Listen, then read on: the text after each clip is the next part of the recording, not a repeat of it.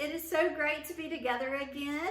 I am so excited that you are here, and I hope that your week has gone good. If you've started school, well, I hope you've had a good week. If you're getting ready to start school, I hope you have everything ready and are excited. And if you're going to actual traditional school or virtual school or homeschool, however school you're doing, I just hope that it goes really great for you and that you learn lots and make some really great friends and can be a really good example to your friends. So, all right, we are going to start again in Genesis 37, 1 through 11, and I'm going to read that, okay? It says, Jacob lived in the land where his father had stayed in the land of Canaan. Joseph, a young man of 17, was tending the flocks with his brothers, the sons of Bilhah and the sons of Zilpah, his father's wives, and he brought their father a bad report about them. Now Israel loved Joseph more than any of his other sons because he had been born to him in his old age, and he made a richly ornamented robe for him. And when his brothers saw that their father loved him more than any of them, they hated him and could not speak a kind word to him. Joseph had a dream, and when he told his brothers, they hated him all the more. He said to them, "Listen to this dream I had. We were binding sheaves of grain out in the field when suddenly my sheaves rose and stood upright while your sheaves gathered around mine and bowed down to it." His brothers said to him, "Do you intend to reign over us? Will you actually rule us?" And they hated him all the more because of his dream and what he had said. Then he had another dream, and he told it to his brothers. "Listen," he said, "I had another dream, and this time the sun and the moon and the 11 stars were bowing down to me." When he told his father as well as his brothers, his father rebuked him and said, "What is this dream you had? Will your mother and I and your brothers actually come and bow down to the ground before you?" His brothers were jealous of him, and his father kept the matter in mind. All right, so we read that story again about Joseph and his dreams. Do you ever have dreams? Yeah. What are your dreams about? Did you have a dream last night? So do you ever just sit and kind of daydream, like look out the window and just think about things, or dream about maybe something fun you want to do? Yeah, Sadie told me about a dream she had just this week, and it was about puppies, that she had puppies. So anyway, but sometimes our dreams are so funny, and then sometimes we have bad dreams, don't we? And they're kind of scary, yeah. So, but have you had a vision? What is a vision? Does anybody know what a vision is? Well, how a vision is different from a dream. A vision is thought of an idea that God sends to someone in a dream or a daydream.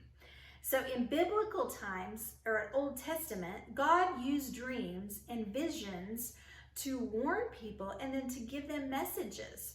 For example, God told Abraham in a vision that he would have a son, and told Jesus' earthly father Joseph in a dream to take Jesus safely to Egypt. God also gave messages to prophets and to priests, and just to help tell them what might happen in the future. So, but now we don't have visions now. You know why? Let me hear your guesses.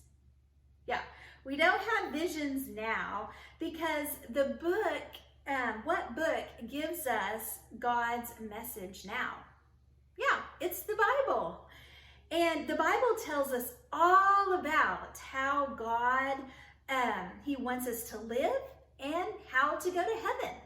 And so we don't need visions of how to live and how to go to heaven, because we can just pick up this book right here and it'll tell us. And so visions aren't required anymore. So we each have the same opportunities to read his message, the Bible. That's the best message that we can get from God. And God revealed his plan for Joseph through Joseph's dreams. And God revealed his plan for us through the Bible, okay, through his word. So if you think, well, that's just not fair that God, give them a vision of what to do back in the Old Testament. Well, it is fair because you have a Bible and it tells you all the answers that you need to know. All right, so Jacob showed Joseph a very special attention, didn't he? How did he do that?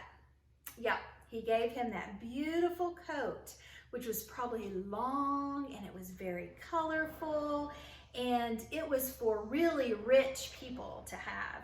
And so why do you think that Jacob gave Joseph that special gift?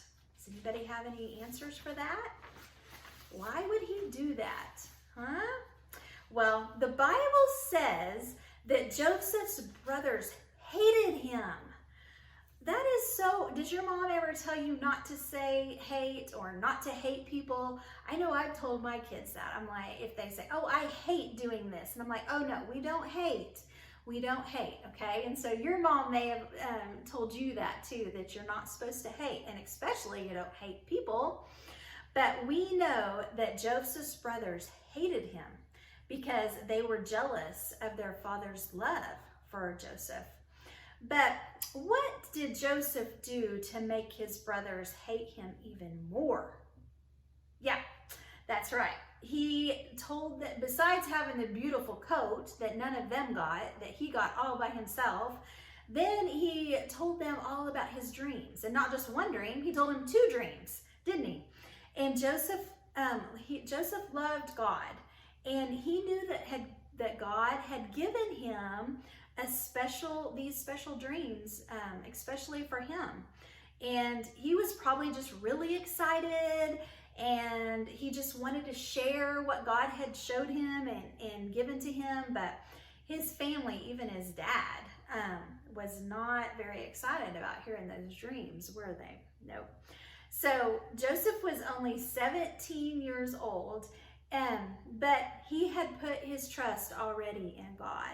And Joseph knew that his dreams had a purpose, and that one day God would bring these dreams to life.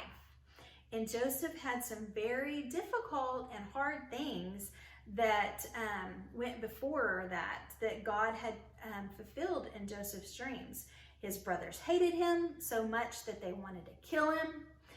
And his brother Reuben convinced, remember, to sell Joseph to traders that were coming through the desert. They had put him in the well, but Reuben talked him into letting him them sell Joseph instead of kill him. So do you think that God is going to continue to help Joseph, even though he's been put in a well, he's been sold as a slave?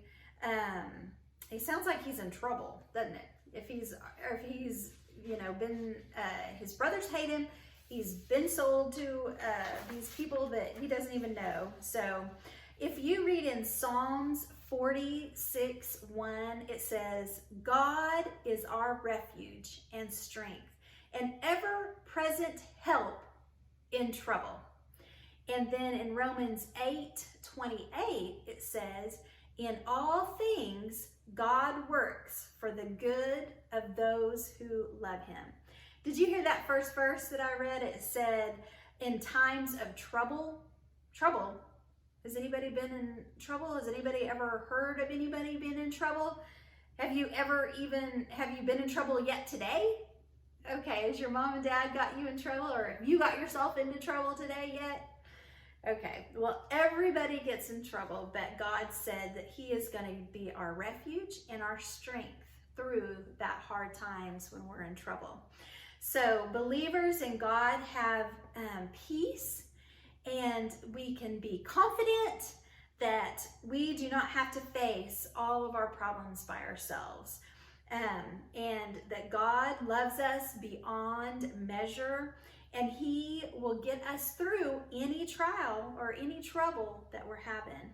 And with God's help, we can have peace, and we can have wisdom, and we can have good character through hard things sometimes.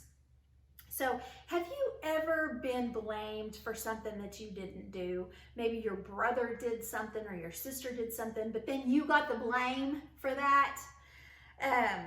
Well, that's kind of what happened to Joseph. He kind of was blamed for, even though they put him in the well and they sold him, they still kind of blamed him for all the trouble that the brothers were going to be in. But Joseph, he could have even blamed God during that time, that he was in trouble, he was going through all this, and he could have been like, hey God, I'm blaming you for all these troubles I'm having. But Joseph's attitude was one of humbleness, and he wanted to continue serving God even through that troubled time. So Joseph used every setback to build his faith, and his example to others of God's love and caringness showed through, because it eventually paid off for him. And when he was sold as a slave, Joseph's master, Potiphar, saw that the Lord was with him and gave him success in everything that he did. And after being thrown into prison, even, the warden came to trust Joseph and gave him increasing responsibilities, and even Pharaoh, the important Pharaoh, considered by the Egyptians almost to be like a god himself with a small g, not our big God G. He said, can we find anyone like this man Joseph? One who is one with spirit of, with God. He has one spirit with God. So his life is just a beautiful example of one that we're going to face challenges, and he did it with, he didn't complain, and he had grace, and he had confidence, and he had trust in God that he would take care of him no matter what trouble he had got into. All right, and so the poor choices sometimes and weaknesses of both Jacob and his son Joseph, they had made bad decisions along the way, hadn't they? But Jacob's favoritism, when he loved Joseph more, caused his brothers to really hate him and resent him.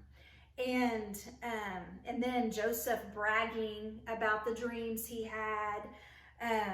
Those were all maybe some bad decisions or weaknesses in their character, maybe, that caused them to not make the best choices, But all of that, even though God made Joseph save all the people of Egypt, and those were God's chosen people. And his people grew and grew into a great nation all through Joseph. So God is always with us. And no matter what the challenge or what kind of trouble we get into, we just have to thank God for our strengths.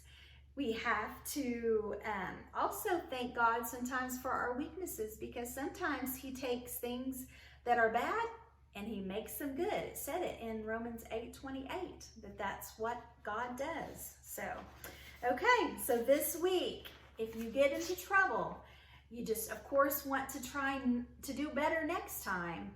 And, but then just ask God for help and trust God that he's going to help you, and you will get through it with God's help, okay? All right, you guys have a great week, and we'll see you next week.